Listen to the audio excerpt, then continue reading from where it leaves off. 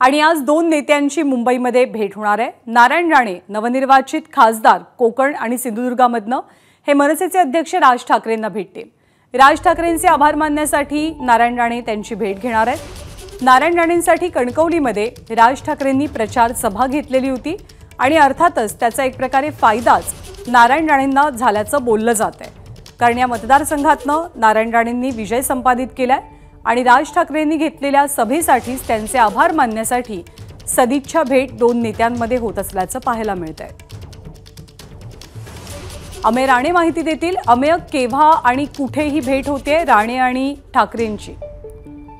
दुपारी 4च्या आसपास नारायण राणे जे माजी केंद्रीय मंत्री आहेत आणि कोकणातनं जे लोकसभा निवडणूक जिंकून खासदार झालेले आहेत, नवनिर्वाचित खासदार, ते राज ठाकरे यांचं शिवाजी पार्क इथलं शिवतीर्थ जे निवासस्थान आहे तिथं त्यांचे आभार मानण्यासाठी येत आहेत।